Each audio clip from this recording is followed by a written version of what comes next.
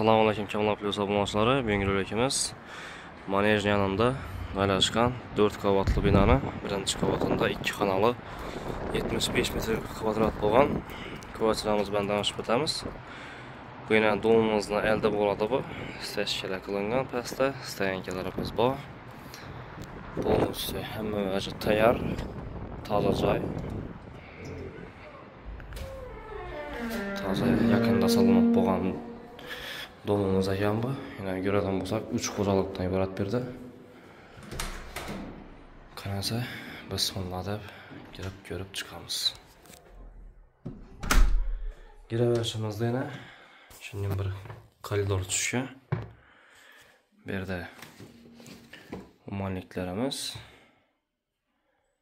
kafellar urilgan. Bu yerda har bir yerni avtomat joylashgan. Polностью обойдан chiqib turibdi.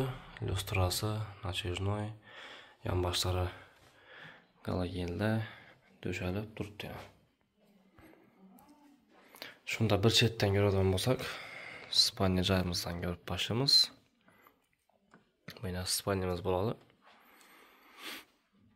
Ko'radigan bo'lsak, lyustrasi bor.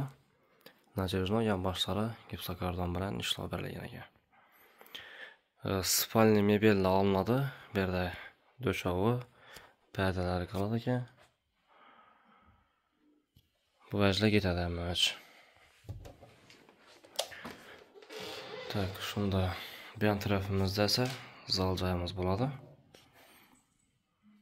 Bu yerda qoladigan vajlari ustari ko'rsa navbatlar qoladi ekan bu yerdagilar. Lyustralar ham bor. Bu yerda pardasi, döşovi. Bu yana zal joyimiz bo'ladi bu.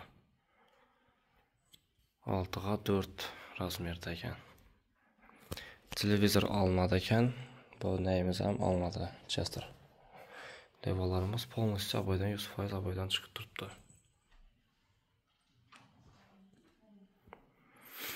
Bu yon tarafda esa sanuzelimiz joylashgan ekan.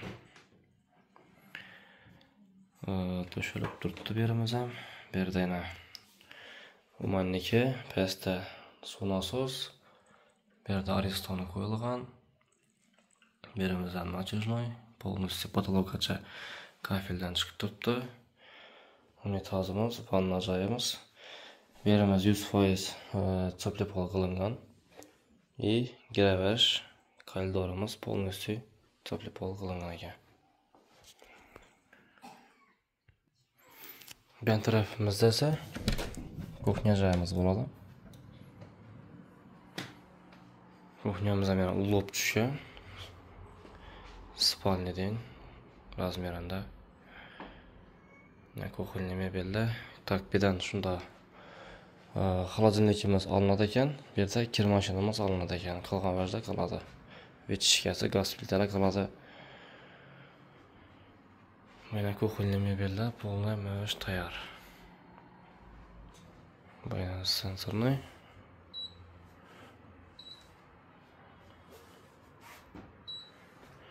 Bu yerimizda esa kotelimiz joylashgan ekan. Ishlab turibdi. Kuxnyamiz ham 100% teplopol qilingan.